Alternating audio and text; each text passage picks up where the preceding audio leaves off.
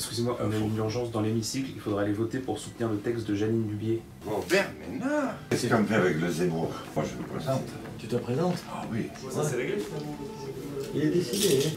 Bonjour Jean Lassalle. Bonjour. Vous êtes député de la 4e circonscription des Pyrénées-Atlantiques et aujourd'hui vous êtes candidat à l'élection présidentielle de 2022. Comment ça va? Je vais pas trop mal dans l'ensemble. Monsieur Lassalle, est-ce que vous avez réussi à avoir vos 500 parrainages pour la candidature à l'élection présidentielle? Non, mais j'ai un peu de temps devant moi, mais je suis bien parti. Parce que j'ai dépassé légèrement les 300. J'en ai eu 150 de maires qui m'avaient parrainé lors du premier coup et qui m'ont reparrainé sans que je leur demande quoi que ce soit.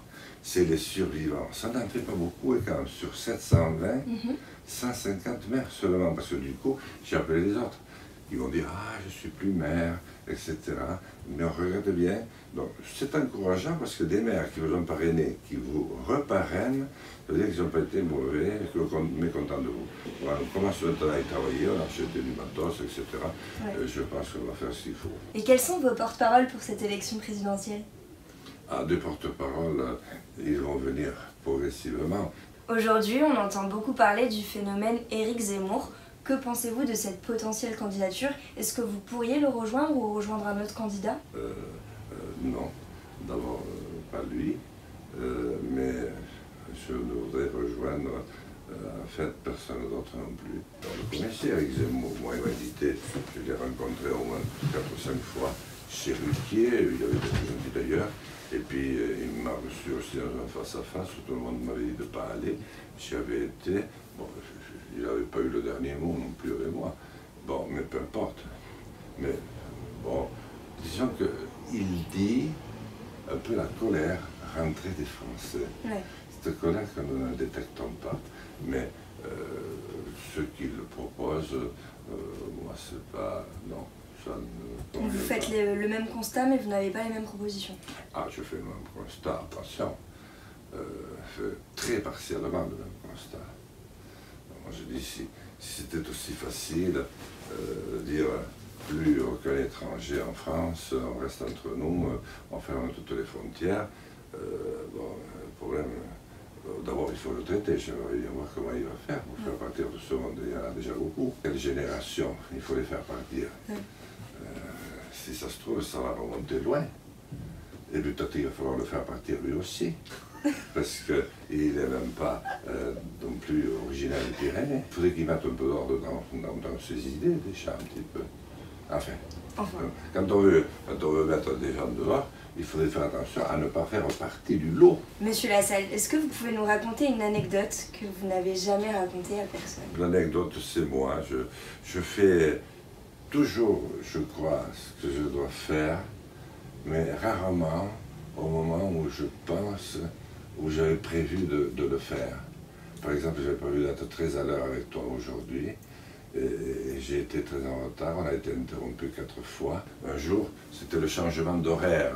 J'avais rendez-vous avec un grand journaliste qui s'appelle, je ne sais plus comment, mais il est très connu, je ne sais pas, Jean-Michel Apathy, mais enfin c'est un autre. Et alors, il interrogeait, et puis on s'était trompé. On avait mis l'heure vieille. Pendant la nuit, paf, elle change. D'accord. Donc j'étais à l'heure, mais avec 1 heure de retard. Alors il m'appelait de partout, et alors je commence l'interview en partant d'ici. Et puis tout le long dans le taxi, et c'était 1 heure de matinale. Je lui raconte tout, et puis après j'arrive devant la télévision, je ne sais pas laquelle c'était, et j'ai dit, bon mais voilà, je vais rentrer, enfin, on n'avait pas dit d'abord qu'on était au téléphone, parce qu'on avait quand même, et puis après l'hôtesse me fait rentrer, mais au lieu de m'accompagner, elle me laisse livrer à moi-même, il y avait 2 escaliers, je prends le mauvais, et je débouche sur le truc où il y avait des citernes de gaz, etc. Donc c'était pas là. Donc je redescends l'escalier, et puis finalement, j'arrive en plein dans le studio du journaliste qui m'attendait. Et là, j'ai dit, je pose le téléphone, oui. Et on a fini les 3 minutes en direct. On vous connaît parce que vous avez fait une grève de la faim en 2006 pour protester contre une délocalisation d'une usine à Accous dans votre circonscription des Pyrénées-Atlantiques. Racontez-nous un petit peu. On était préparé dans ma tête. Je ne savais pas comment c'était une grève de la faim. Je n'avais même pas voulu lire quoi que ce soit. Je savais qu'il y avait les dockers anglais, les combattants de l'Iran, bien d'autres. Je savais aussi que dans l'Antiquité, ça remonte à très loin, toujours aimé regarder un petit peu ce qui se passait d'assez loin. C'est une arme absolue, seulement vous êtes à la fois l'arme et la cible. Mais non, c'est une question de détermination. Il ne faut pas que s'insinue le moindre doute dans votre tête. Et on vous connaît aussi parce que vous avez marché 215 jours. En 2013, vous avez fait un véritable tour de France, si on peut dire. Vous avez rencontré des Français, vous les connaissez très bien. Est-ce que vous pensez aujourd'hui que vous êtes le plus à même de gagner cette élection présidentielle? En tout cas, je pense que je serai celui qui serait le plus à même de trouver des solutions. Après gagner, je me rends compte de plus en plus que c'est une vaste comédie, largement arrangée par un argent débridé, des fortunes immenses qui d'ailleurs n'appartiennent même plus à des propriétaires, mais à des groupes qui ont pris la direction de la France, mais aussi du monde entier, et qui décident de tout, de tout. Alors, on les a sentis, ils ont même été jusqu'à transformer notre modèle, parce que nous avions un modèle démocratique qui faisait que les gens allaient voter à 80%. Bon, ma dernière élection, dans ma circonscription, on a encore voté à plus de 80%. Et c'était général. Maintenant, on vote péniblement à 30%. Pourquoi? Parce que beaucoup de nos concitoyens ne s'y retrouvent pas. Alors, je ne sais pas, je crois que c'est l'argent qui est pour beaucoup. On voit bien comment est orchestrée la campagne Zemmour. C'est pour beaucoup. Maintenant, pour les solutions, je pense que je les aurai parce que c'est assez simple. Dans le fond, je me dirigeais vers cet Orient compliqué avec des idées simples, avait dit le général de Gaulle. Ce peuple a besoin d'être rassemblé, or il est archi clivé de toutes parts, de haut en bas, de bas en haut, en travers, etc. Parce que rassemblé, il retrouve ce que les Britanniques appellent le French flair, de transversal à la 91e minute qui fait basculer le match ou l'essai de 100 mètres que personne au monde ne sait mettre. Et en même temps, le génie français. Et pour ça, il faut se remettre dans une ambiance qui soit une ambiance plus heureuse, pas heureuse bêtement, mais heureuse en profondeur, qui entraîne une certaine joie, qui entraîne elle-même le bonheur de partager. Alors, tout le monde peut pas s'aimer, bien sûr, mais ça crée un sentiment de félicité qui favorise la prise d'initiative, la prise de risque, qui donne une voix à la jeunesse. C'est tellement difficile d'être jeune aujourd'hui. Tout est toujours petit, tout est toujours... il faut tout arracher sans arrêt.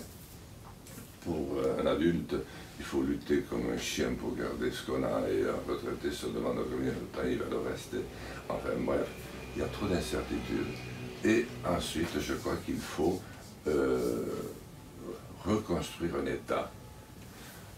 Lorsqu'on a créé un état d'esprit, un État, parce que c'est un symbole. Et la France s'est construite autour des symboles.